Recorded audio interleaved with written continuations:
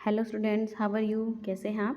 Today in this video we will do 30 chapter the words confused and misused, मतलब कि ऐसे words जो हमें confused कर देते हैं और उसका कहाँ पे किस तरह से करेक्ट यूज़ किया जाए. ठीक है, चलिए समझते हैं ऐसे कौन से वर्ड हैं जिसकी प्रोनाउंसिएशन सेम होती है लेकिन स्पेलिंग डिफरेंट होती है. The English language has a lot of commonly confused words. English language में बहुत से वर्ड्स ऐसे होते हैं जो कन्फ्यूज क्रिएट करते हैं. They either look alike and sound alike. देखने में कई बार एक जैसे होते हैं, उनकी साउंड एक जैसी होती है. They sometime are both and they can both look and sound alike but they have completely different meaning. कुछ ऐसे भी होते हैं जो देखने में और जिनकी साउंड भी स्पेलिंग भी सेम होती है लेकिन मीनिंग डिफरेंट होता है. चलिए let's see here. The words accept and accept are similar sounding words but the meaning are completely different. जैसे कि आपको दिख रहा है ये accept और accept बोलने में pronunciation सेम है लेकिन दोनों की स्पेलिंग जो है क्या है वो डिफरेंट है ना. तो इनका मीनिंग भी डिफरेंट हुआ. चलिए ऐसे कुछ वर्ड्स को देखते हैं जिनका मीनिंग डिफरेंट होता है और उनको अच्छे से समझते हैं विद देयर मीनिंग. चलिए अप्रेज. अप्रेज होता है प्रशंसा करना. ठीक है. आंकलन, यहाँ पे स्पेलिंग देखिए APPRAIS, मतलब कि आंकना, जांचना. ठीक है, मतलब कि मूल्यांकन करना, टू एसेस. और अप्रेज एक होता है सूचना देना, इन्फॉर्म करना किसी को. ठीक है. एक एडवाइस, अगर हम सीधा सिंपल एडवाइस बोले तो हाँ, एडवाइस का मतलब होता है सलाह देना. ठीक है, किसी को एडवाइस देना. Recommendation about what to do, मतलब कि क्या उसे करना चाहिए, है ना. तो और एक एडवाइस VISE, समझिए मतलब इसका स्पेलिंग के साथ मतलब है समझाना, किसी को समझाना, मतलब कि सिर्फ हमने उसको एडवाइस देना है. ठीक है, ये नहीं कि क्या करना है उसको, सिर्फ हमने उसको इस चीज़ की एडवाइस देनी है. एक अफेक्ट होता है प्रभावित करना, प्रभाव डालना किसी पे, टू चेंज और make a difference to.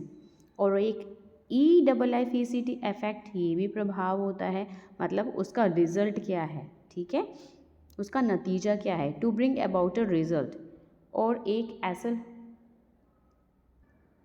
Fourth number पे देखिए आइल है. ठीक है, आइल का मतलब होता है वे, मतलब कि रास्ता. A passage between rose of seeds, जो सीड्स के बीच में से निकलता है पथ रास्ता. ठीक है. एक आइल होता है टापू, द्वीप, जिसको आइलैंड बोलते हैं. ठीक है. फिफ्थ में देखिए ऑल टुगेदर, मतलब कि सभी एक साथ, है ना. ऑल इन वन प्लेस, सभी लोग एक जगह इकट्ठे होना, ऑल एट वंस. ठीक है. एक होता है ऑल टुगेदर, मतलब कि AL, सिंगल एल आएगा यहाँ पर, मतलब कि कुल मिलाकर पूरी तरह से कंप्लीट हम जब बात करते हैं अपनी, है ना. सिक्स है आपका अलाउड. अलाउड मीन्स जोर, नॉट लाउड. ठीक है. एक होता है अलाउड. अलाउड मीन्स परमिशन देना, अनुमति देना. ठीक है.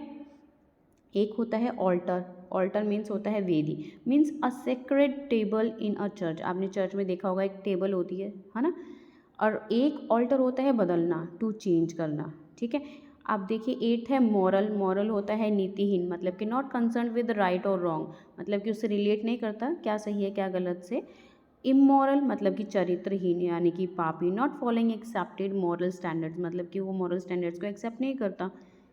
फिर उसके बाद है एसेंट. एसेंट होता है अनुमति लेना, एग्रीमेंट लेना, किसी चीज़ को अप्रूव कराना.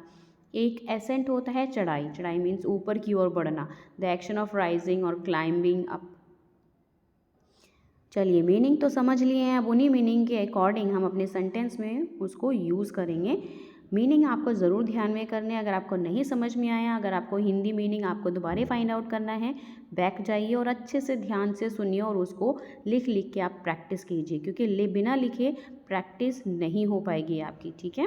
चलिए यहाँ पे जतिन ब्लू और ये ब्लू ऑलरेडी डन है. यहाँ पे सेकेंड में आपका फ्लोर आएगा, मतलब कि जो आपको पता ही है फ्लोर मीन्स क्या होता है, आटा. और एक फ्लोर मतलब कि जो है ज़मीन. ठीक है. तीसरा है आपका डायरी. और ये डायरी एक दूध की डायरी होती है और एक डायरी होती है जिसमें हम लिखते हैं. ठीक है. According to the sentence you have filled, जहाँ पे आपको जो सूट करता है वही लिखना है, गलत नहीं लिखना है. आपको पता है हेयर बाल होते हैं, ये वाले बाल हैं, ध्यान रखना. ठीक है, ये हेयर है. एक्सेप्ट वही जो मैंने आपको बताया था, स्वीकार करना, और एक्सेप्ट होता है के अलावा, ठीक है। 6 में अल्टर है, सेम मीनिंग मैं आपको पीछे प्रीवियस जो है एक्सप्लेन कर चुकी हूँ हिंदी में, ठीक है। डेयर मतलब कि प्यारे, जिसको हम कह के डेयर, लेटर में, ये लेटर में यूज़ होता है। एक डेयर जो है आपका क्या होता है, हिरन होता है। हेयर मतलब कि यहाँ पर, ठीक है। उसके बाद 9th में देखिए फेयर, यहाँ पे आई आर आ जाएगा। कास्ट, यहाँ पे टी आ जाएगा कास्ट में, ठीक है। 11th में ब्रेक, तोड़ना होता है। BRAKE यहाँ पे होगा आपका। और बेयर और बियर, बियर मतलब कि एक होता है सहन करना, ठीक है, और एक बियर होता है भालू, ठीक है।